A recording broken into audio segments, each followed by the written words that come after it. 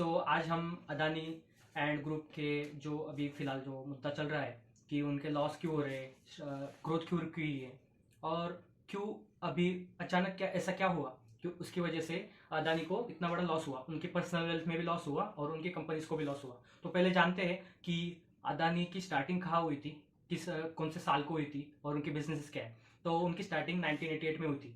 अभी उनके बिजनेस को 34 ईयर्स लगभग हो चुके हैं और उनका मल्टीनेशनल बिजनेस है और उसकी बहुत सारी सब्सिडरी कंपनीज भी है। जैसे कि उनकी कंपनीज इंफ्रास्ट्रक्चर में है, फार्मास्यूटिकल में भी है और ऐसी बहुत सारी कंपनीज है उनकी। अदानी पावर है, अदानी ग्रीन एनर्जी है और उनकी लगभग 60% जो अर्निंग है, नेट ग्रोथ, वो उनको पावर के बिजनेस से होती है, इलेक्ट्रिक पावर और माइनिंग वगैरह, माइनिंग के भी बिजनेस उनके और उनके शेल बिजनेसेस भी बहुत सारे। तो ये थी अदानी की हिस्ट्री। उनका जो ग्राफ हमने देखा है ग्रोथ का, वो स्टार्टिंग में बहुत स्लो था, लेकिन अभी कुछ 2-4 साल पहले उनका रातों-रात बहुत ज़्यादा ग्रोथ हुआ है कि आदमी 2 ही चीज़ों में रातों-रात अमीर हो सकता है, या तो लॉटरी लग जाए, या तो हम अगर बिज़नेसमैन के हिसाब से देखें तो उसका आईपीओ निकल जाए, या स्टॉक्स में उसका अचानक ग्रोथ बढ़ जाए, पब्लिक फंड में, पब्लिक शेयर्स में, जो भी। अदानी जी का वही हुआ, उनका जो भी स्टॉक्स लिस्टेड हुआ, आईपीओ निकले, उसके बाद उनमें बहुत ज़्यादा इन्वेस्टमेंट हुई और उनके सेक्टर्स भी बहुत सारे थे, जैसे मैंने आपको बताए थे।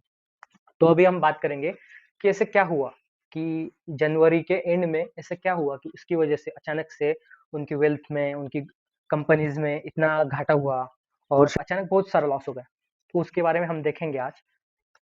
तो अगर हम देखें, मैं आपको बताऊंगा कि ऐसे क्यों हुआ था, लेकिन उसके पहले हम देख लेते हैं कि अभी अदानी एंटरप्राइजेस की प्राइस फिलहाल क्या है। मैं आपको सब दिखाऊंगा, day wise, week wise, month wise, year wise.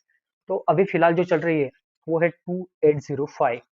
और अगर हम इसको देखें डे बेसिस पे देखें तो डे बेसिस बहुत माइन्यूट मार्जिन है, मतलब माइन्यूट टाइम में हम देख रहे हैं, फिर भी उनका स्टॉक गिरा हुआ है। लेकिन अगर वीकली बेसिस पे देखें तो 3400 से 2973 पे गिरा है वो स्टॉक, -592। और मंथ वाइज भी बहुत गिर चुका है वो स्टॉक, इंडेक्स वाइज, और उनको बहुत लॉस हुआ है। और ईयर वाइज अगर हम देखने जाए तो उनका जब स्टार्टिंग हुआ था तो स्टार्टिंग में उनका प्राइस 1700 के आसपास था स्टॉक्स का, और जो उनकी ग्रोथ रही है वो स्टेडी रही है। मतलब अगर आप ग्राफ देखें तो यहाँ से देखो, ये ग्रोथ ऊपर ही जाते आ रही है, मतलब अगर नीचे गए भी उसके बाद भी ऊपर ही गई है। लेकिन अभी अभी ऐसे क्या हुआ था इसके आसपास कि वो प्राइस सडनली नीचे गिरने लगी। स्टॉक्स मार्केट में उतार चढ़ाव तो चलता रहता है, लेकिन इतनी गिरावट आपने देखा होगा। उनका पहले स्टॉक था यहाँ पे जो था, ईयर में देखे तो 1700 था, और यहाँ जो आ गया उनका स्टॉक वो ऑलमोस्ट डबल है, 3400 के आसपास है। 33 समथिंग है, लेकिन वो 3400 के आसपास, मतलब वो ऑलमोस्ट डबल है। तो उसके बाद जो अभी ये गिरावट आई है, तो किसकी वजह से आई है? ये जो अदानी ग्रुप ऑफ इंडस्ट्रीज पे एलिगेशंस लगाए जा रहे हैं, स्टॉक मार्केट में, उनके पर्सनल वेल्थ में, सब सेक्टर्स में उनका जो लॉस हुआ है वो किस वजह से हुआ है? तो उसका जो स्टार्टिंग होता है वो होता है 24 जनवरी 2023। तो उस दिन क्या हुआ था? तो हिंडनबर्ग रिसर्च करके एक कंपनी है। हिडनबर्ग रिसर्च एलसीसी कंपनी के बारे में अगर आपको बताने जाए तो ये जो कंपनी है ये फाउंड 2017 में हुई थी और इसका मेन जो ऑपरेशन है वो रिसर्च बेस है। ये रिसर्च बेस्ड कंपनी है जो रिसर्च करती है और ये short selling company in short, मतलब ये बहुत सारे कंपनीज का डेटा कलेक्ट करती है, उनके एम्प्लॉय से बात करके, उनके पार्टनर से बात करके, और उसके बाद ये फुल एनालिसिस करके उनके ऊपर रिपोर्ट फाइल करती है जो वो फ्रॉड करते हैं या कुछ भी उस रिलेटेड जो भी इंफॉर्मेशन हो वो पब्लिक करती है। नहीं है, उन्होंने एक एलिगेशंस का रिपोर्ट फाइल किया था अदानी ग्रुप ऑफ इंडस्ट्रीज पे। 413 पेजेस का एक रिपोर्ट था।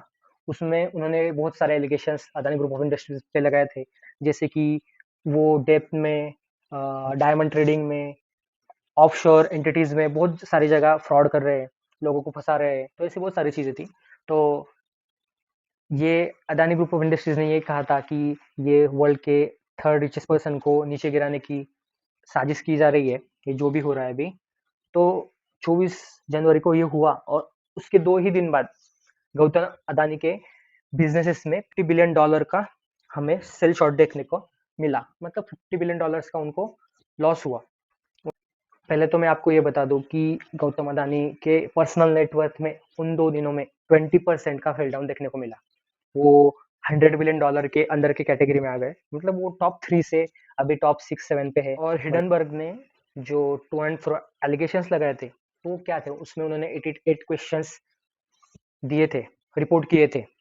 तो अदानी ग्रुप ऑफ इंडस्ट्रीज ने उसका रिप्लाई देते हुए, उस रिपोर्ट को रिप्लाई देते हुए कि ये कहा था कि 65 क्वेश्चंस जो है वो सब अदानी के पोर्टफोलियो कंपनीज के एनुअल रिपोर्ट्स में और उनके वेबसाइट पे अवेलेबल है उसके आंसर्स। और उसके financial statements and stock exchange disclosure भी उन्होंने टाइम टू टाइम उसको रिस्पॉन्स दिया हुआ है, मतलब वो सब उन्होंने आंसर दिए हुए क्वेश्चन से, तो वो ऑलरेडी अवेलेबल है। और उसके बाद जो बचे 23 है, उनमें से जो 18 है वो पब्लिक शेयर होल्डर्स और थर्ड पार्टी के बारे में, तो वो इनके लिए लायबल नहीं है आंसर देने के लिए। और उसमें से जो 5 बचे हैं, तो वो 5 इमेजिनरी और बेसलेस एलिगेशन है, ऐसे अदानी ग्रुप ऑफ इंडस्ट्रीज ने बताया।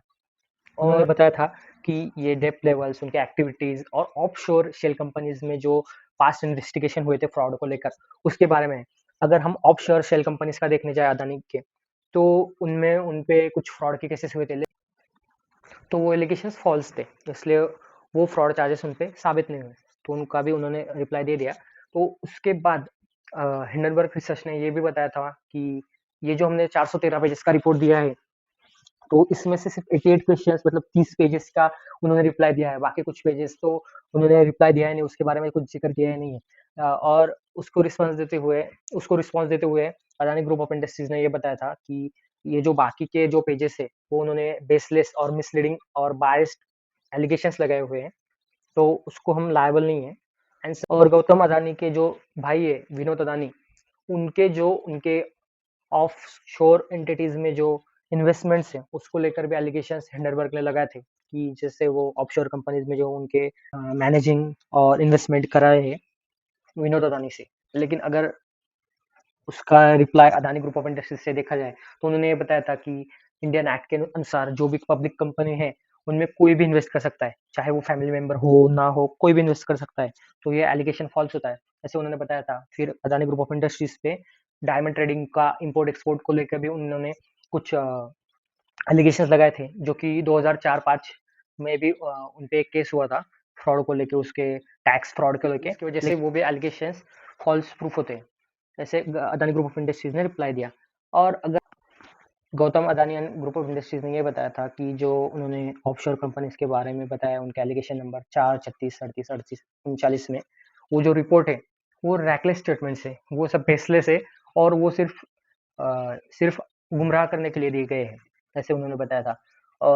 और अगर हम अभी देखें कि अदानी ग्रुप ऑफ इंडस्ट्रीज की कौन सी कंपनी फिलहाल डाउन लिस्टेड है, तो मैं वो भी आपको दिखा देता हूँ कि जो कंपनीज उनकी है, Adani ports, Adani transmission, Adani power, ये सब में गिरावट देखने को मिल रही है। This video is for information purpose only, and it is not constitute for or advice for investment purpose. So, and please subscribe and don't forget to like, share this video. Thank you for watching.